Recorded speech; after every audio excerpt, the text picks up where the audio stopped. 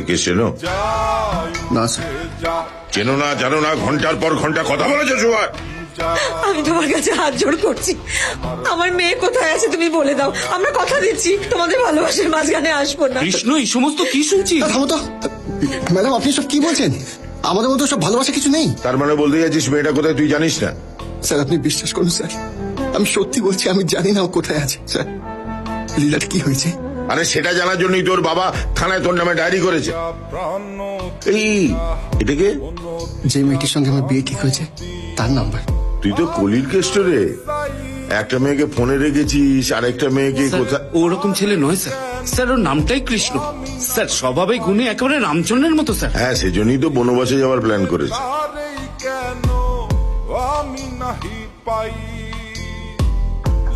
লীলা, কোথায় আছো তুমি? লীলা আমি বাড়িতে আছি, তুমি কোথায় আছো? আমি একটা বন্ধুর সঙ্গে পেইং গেস্টে আছি। লীলা, কি বলছেন? আমি শ্যামপুর থানার ওসি সদানন্দ সেন। কৃষ্ণ এখন থানায় আছে। তুমি কোথায় পেইং গেস্ট থাকো? আমি উলবেড়িয়াতে আছি। কিন্তু কৃষ্ণর কি হয়েছে? তুমি এখনই থানায় চলে এসো, সব জানতে পারবে। ঠিক আছে, আমি আসছি। লীলা, তুই ঠিক আছিস তো মা? না বলে কয়ে যে মেয়ে বাড়ি থেকে চলে গেছে তার জন্য দরদ উঠতে পারছে না। হ্যাঁ, তোমার এই খারাপ ব্যবহারের জন্য মেয়েটা বাড়ি ছেড়ে চলে গেছিল। তোমার বাবা থানায় কমপ্লেন করেছেন যে এই ড্রাইভার কৃষ্ণ নাকি তোমাকে কিডন্যাপ করেছে, আর সেই জন্যই তোমাদের সবাইকে থানায় ডাকা। এই যে মশাই, আপনার মেয়ে এসে গেছে, এবার নিজের মুখে ওকে জিজ্ঞেস করে। আমি কিছু জিজ্ঞাসা করতে চাই না। যেদিন ও বাড়ি থেকে বেরিয়ে গেছে সেদিনই ও আমার কাছে আমার স্ত্রী না খাওয়া ভুলে ঘরে বসে কান্নাকাটি করছিল। সেই কারণে আমি কমপ্লেন লিখেছি। আমি হাত জোর করে বলছি, আমি আমার কমপ্লেন তুলে নিচ্ছি। সাথে দেখা হয়ে গেছে। যে মেয়ে আমার মুখে চুনকালি মাখিয়ে তো আমার বাড়িতে কোনোদিন ঢুকতে পারবে না। আপনি আমার মেয়েটাকে বাঁচান, আমি আপনার সামনে হাত জোড় করছি। আপনি ওদের দুজনের বিয়ে দিয়ে দিন। এসব কি বলছেন আপনি?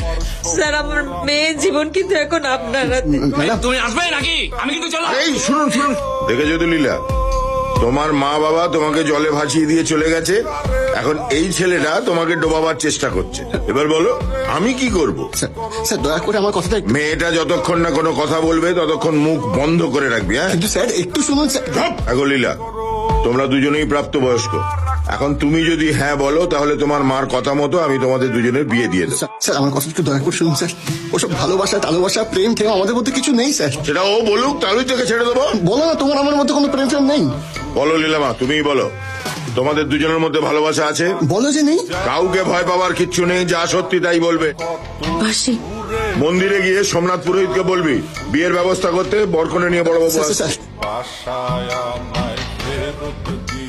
স্যার, স্যার আপনি মেয়েটাকে ভালোবাসা তাকে বিয়ে করতে অস্বীকার করেছেন, তাই পুলিশ দাঁড়িয়ে থেকে আপনার বিয়ে দিয়েছে। এটা কি সত্যি? সব মিথ্যে, আমাদের মধ্যে কিছুই ছিল না। ফোনে কথা বলার জন্য জোর করে বিয়ে দিয়ে দিয়েছে। এলে একটা রোজগার করে তার ঘাড়ি সংসার। কেন? ওর বাবা মাতাল, একটা পয়সা রোজগার করে না। সারা বাড়ি গিয়ে পিন্ডি চটকাচ্ছি তোর। আমার ছেলের বিয়ে হয়ে গেল, আমি সেটা টিভি থেকে জানছি। এটা আমাকে বেইজ্জত করবে। বাবা আপনি শুনুন, আসলে হয়েছে কি? যাই হোক, আমি তো বাবা।